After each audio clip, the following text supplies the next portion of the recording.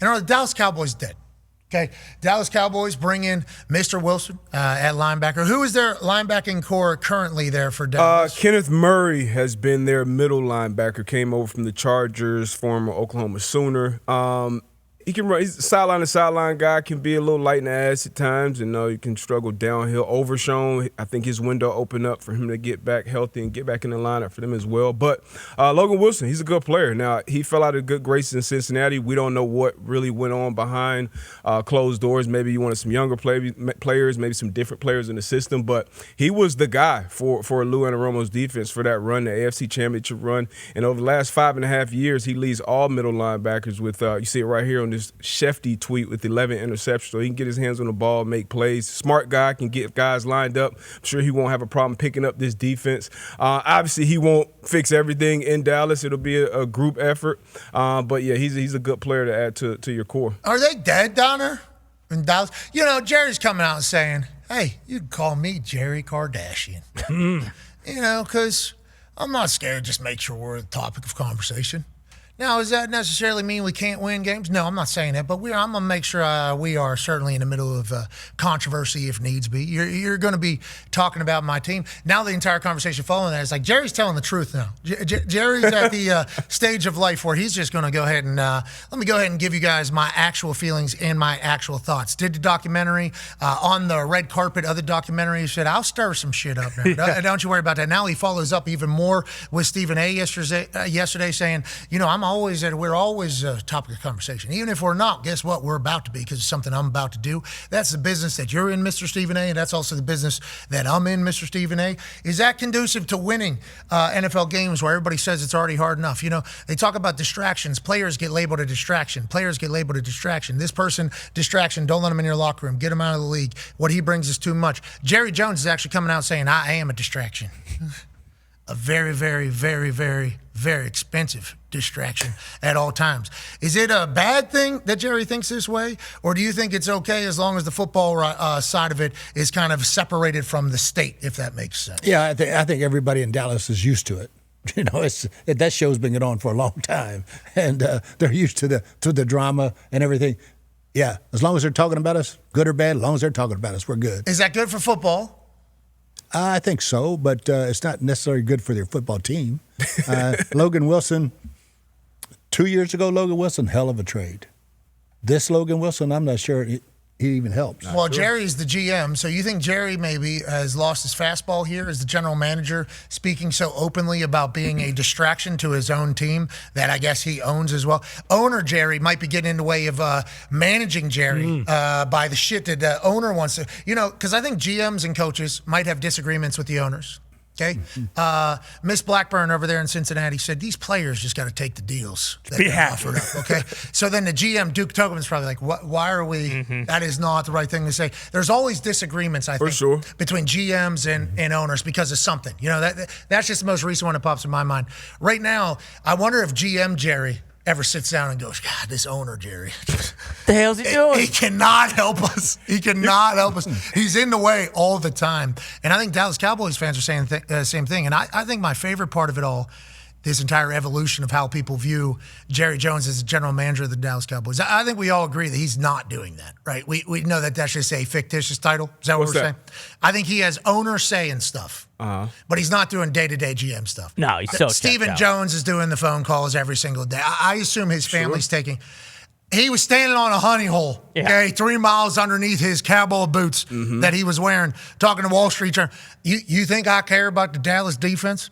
I'm standing above $100 billion. I need to get my pipes 3 miles deep here because nobody else's pipes can get that deep. I'm spending $1 billion on this rig that will turn into a mammal that'll and cough this natural gas out at $100 billion rate. So it's like, I think he's got other people doing the day-to-day shit, and then owner Jerry comes in and says, I'm not paying Micah. Me and Micah already have a deal. Now, the GM, especially with a deal with Micah, would have to consult with the owner anyways. So I think he's having the same say that most owners have, where if they don't want something to happen, it's not going to happen. If they want something to happen, it's going to happen. But I think the day-to-day shit's moved on from him, in my eyes, just from outside looking in. Well, and if you just look at it, like based on all the stuff you just said, and then, whether it's right or not or true, I guess, you read the tea leaves and they're talking about, like, well, Dallas is interested in Bradley Chubb. Like, there are all these people around the league, all these players that they're allegedly calling about and trying to help shore up the defense. Like, if that is true, then, like, Jerry, if he is the acting GM, like, he would have to be in his office every on day. Phone calls, exactly, all the time. And I think you talk about the Parsons stuff. I think that might have been like the breaking point. Like, it melted something in his brain because he just this guy was supposed to wear the star his entire career. We had a handshake deal. He was going to be, the captain of our defense moving on. Because, like, even now, I mean, how far removed from that are we? And he's talking with Stephen A, and it's just like it still comes back. We have breaking news on this trade deadline day. The New York Jets have traded away another All-Pro, Pro Bowler, Quinnen Williams, the absolutely legendarily entertaining and beast of a defensive lineman, has been traded from the New York Jets to the Dallas Cowboys. First, Sauce Gardner comes to Indianapolis. Now Quinnen Williams goes to the Dallas Cowboys. And Jerry Jones said last night, I got a trade or two in my back pocket. I don't know if I want to pull them out. Logan Wilson gets traded from the Cincinnati Bengals, the middle linebacker, down to Dallas this morning. And now Quinnen Williams is on his way to the Big D and Jerry world. Quinnen Williams is a beast. Yeah. Quinnen Williams is a dog by all accounts. What did the Dallas Cowboys add, and why do you think they did it, D-Bud? Well, we know why they did it. We showed the numbers that they had earlier in the show with historically bad numbers on defense, and this is an absolute game record. You mentioned it earlier. Whenever you can get pressure or some game records up front with a four-man rush, that's going to help a defense tremendously. You added Logan Wilson on the second level, and now this is an all-pro, a legendary kind of game record up in the middle of that defense. So this is a big pickup for Jerry Jones. Because did you expect Quinnen Williams to be traded? Absolutely not. Well, with your point on, like, the first-round picks, too, like, the last couple years in the draft process, when we've talked to these people who are draft experts and put all this time in, they've basically said, like, a lot of organizations only have 10 to 15 first-round grades on the players in the first round. So it's like, if you look at yourself and see that you're going to be picking in the back half of the first round, like, is that really as valuable as it was 10 years ago pre-NIL, when it's like, hey, guys are maybe staying in school longer and there aren't as many bona fide first-round picks in every draft? Jay Glazer back on the news. What's he say? Teams are finalizing compensation, but as of now, Cowboys trading a second-round pick this year and a first-round pick next year for Pro Bowl D-tackle Quinnen Williams. Scoopage! Thank you, Jay Glazer, for getting the bottom of it. I like that he kind of poked himself back out into the world. So, you know what? It's a Tuesday.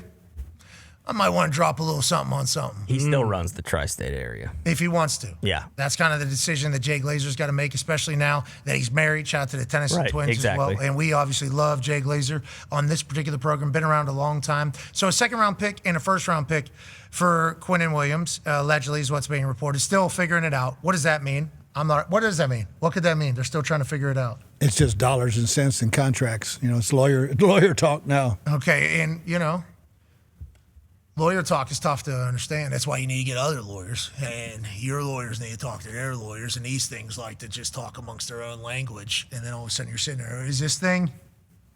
Can we watch Monday Night Football? Can we please?